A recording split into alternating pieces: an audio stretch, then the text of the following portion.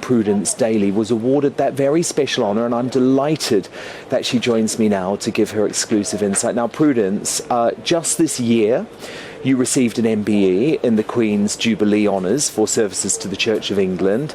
Now you've attended Her late Majesty's funeral. What was it like inside the Abbey today, Prudence? I mean, it was an unbelievable honour to be there. You know, I couldn't believe it when I got the invitation.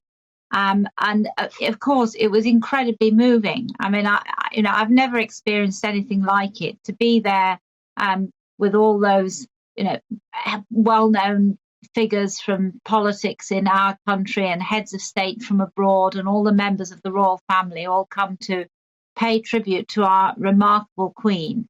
But then to see the coffin coming past, with the crown and the orb and sceptre on the top of the coffin, it really reminded me, it made me think of that coronation photograph that's so well known with the young Queen Elizabeth with the crown and the orb and sceptre. And it kind of framed her life, really. And it was, it was just incredibly moving. And obviously there were some very moving parts of the service. I think possibly one of the things that particularly made me dab my eyes was the hymn, Love Divine, All Love's Excelling. The last two lines are, "Till we cast our crowns before thee, lost in wonder, love and praise." And the Queen had obviously chosen that, and the idea of her finally getting to cast off her crown before God after having spent a whole life in duty and service. Yes, it was an unforgettable thing. And Prudence, how important has faith been for the British public over the past 12 days?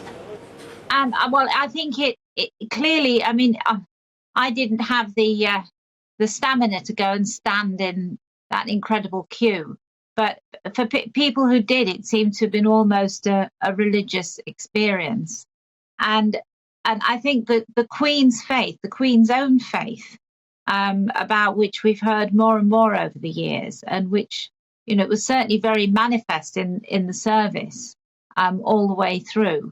I think, at times like this, people need to hang on to something more than just the things of this world. And I think, the British public, by and large, is on average quite secular nowadays, but I think at times like this, the country becomes much less secular, and actually having that religious tradition to hang on to makes all the difference. And actually, the service itself, one of the things that was striking about it as well is that it wasn't actually just about the life of the Queen. It was there was a strong emphasis on the life hereafter and where the Queen is going now that she's come to the end of her reign. I think that was very appropriate and very important.